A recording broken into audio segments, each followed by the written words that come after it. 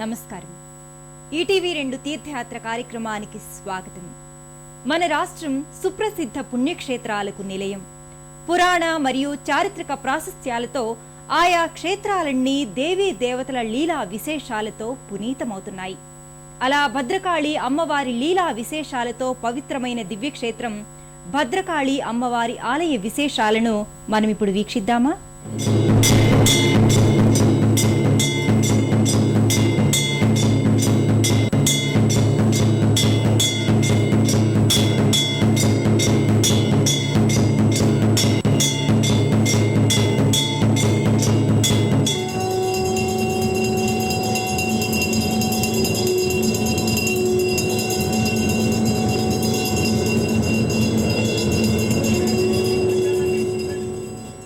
ఓరుగల్లు ప్రజలకు ఇలవేల్పుగా విరాజిల్లుతున్న శ్రీ భద్రకాళి మాత ఆలయాన్ని క్రీస్తు శకం 625వ సంవత్సరంలోనే నిర్మింపబడిందని చెబుతారు.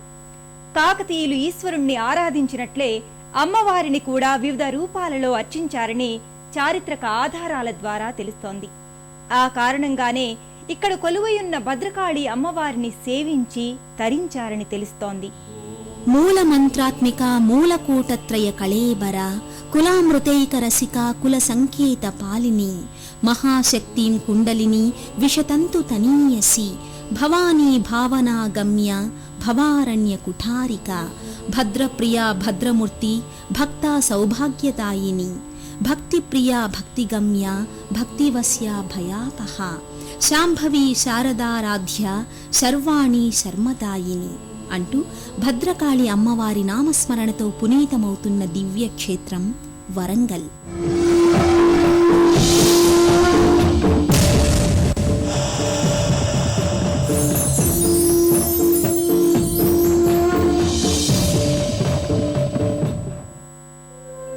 ఒకప్పుడు ఆంధ్ర నగరిగా ఓరుగల్లుగా ప్రసిద్ధి చెందిన ఈ క్షేత్రంలోని హనుమకొండలో సాక్షాత్తు భద్రకాళి అమ్మవారు కొలువై ఉంది.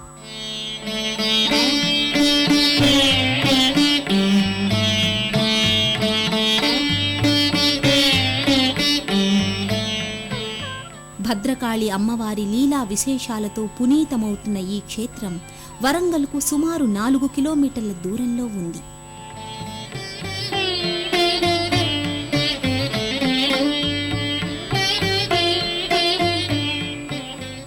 ఓరుగల్లు ప్రజలకు ఇలవేల్పుగా విరాజిల్లుతున్న శ్రీ భద్రకాళీమాత ఆలయం క్రీస్తు శకం 625లోనే నిర్మితమైందని చారిత్రక ఆధారాల ద్వారా తెలుస్తోంది.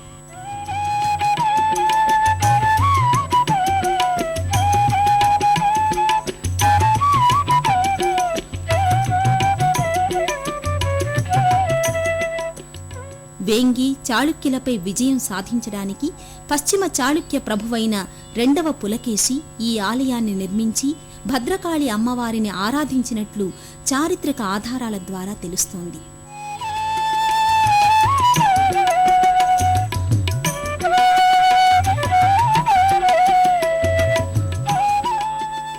ఆలయ ప్రాంగణంలో కుడి ప్రక్కన ఓ పెద్ద రాతి శిల కనిపిస్తుంది.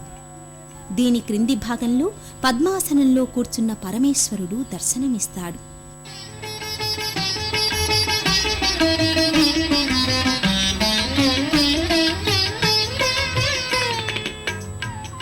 పరమేశ్వరుని ప్రతిమకు సమీపాన జగద్గురువు ఆదిశంకరాచార్యుల వారి ప్రతిమ కూడా దర్శనమిస్తుంది.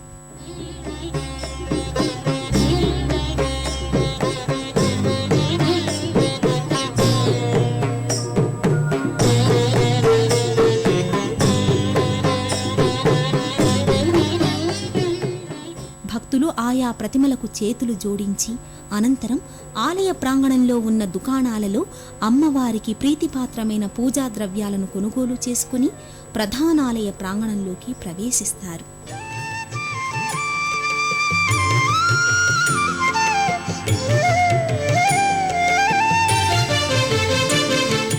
నమస్త్రిపుర సుందరి హృదయ దేవి శిరోదేవి శిఖాదేవి కవచదేవి నేత్రదేవి అస్త్రదేవి కామేశ్వరి భగమాలిని నిత్య క్లింది వేరుండే వన్హివాసిని మహావజ్రేశ్వరి कामेश्वरी शिवदूती त्वरिते